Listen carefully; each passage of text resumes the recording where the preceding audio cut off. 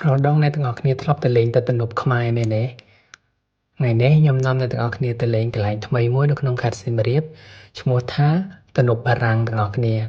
ឡូវទំនប់ខ្មែរលេងហើយឥឡូវលេងទំនប់បារាំងម្ដងហើយខ្ញុំធ្វើដំណើរមួយអ្នកសៀមរាបនាំខ្ញុំដើរលេងនឹងអ្នកទាំងអស់គ្នាអើយពិតជាប្លែករបស់គេមែនគេនាំខ្ញុំកាត់ដប់កាត់ព្រៃទៅដល់ទំនប់បារាំងកន្លែងដែលខ្ញុំមិននឹកស្មានថានៅក្នុងខេត្តសៀមរាបមានអញ្ចឹងសោះអ្នកទាំងអស់គ្នាឥឡូវខ្ញុំបានមកដល់ហើយអ្នកទាំងអស់គ្នាមើលនៅកណ្ដាលប្រាសាទនៃខេត្តសៀមរាបអ្នកទាំងអស់គ្នាមានកន្លែងអញ្ចឹងដែរនៅក្នុងរមណីយដ្ឋានអង្គរវត្តតូចទាំងអស់គ្នាហើយជារួមមកខ្ញុំគិតថាវាស្អាតដែរទំនប់បារាំងហ្នឹងនៅខាងលើគេមានធ្វើស្ពានឲ្យយើងអាចឆ្លងទៅត្រើយម្ខាងទៀតបានអីអញ្ចឹងទៅហើយសម្រាប់ទេសភាពវិញគឺស្អាតមែនទែនទាំងអស់គ្នាព្រៃឈើខៀវស្រងាត់នៅអមដងអូរហ្នឹងហើយទឹកហូររឹមមករហូតអ្នកទាំងអស់គ្នា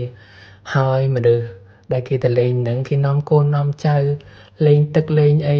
អញ្ចឹងទៅវាផ្លាស់ប្ដូរអារម្មណ៍មួយយ៉ាងដែរអ្នកទាំងអស់គ្នាដោយសារតែភាគច្រើនបើយើងទៅក្នុងខេត្តសៀមរាបយើងគិតថាទៅលេងប្រាសាទមែនអត់តែអត់ទេលើកនេះខ្ញុំមាន tour guide ដែលជាអ្នកខេត្តសៀមរាបផ្ទាល់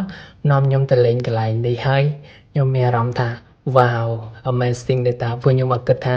នៅក្នុងខេត្តសៀមរាបហ្នឹងមានកន្លែងអញ្ចឹងដែរសោះអ្នកទាំងអស់គ្នាអូខេទាំងអស់គ្នាអរគុណច្រើនមែនទែនសម្រាប់ការតាមដានការចែករំលែករបស់ខ្ញុំជូនពរឲ្យអ្នកទាំងអស់គ្នាសំណាងល្អហើយជួបគ្នានៅវីដេអូក្រោយទៀតបាយ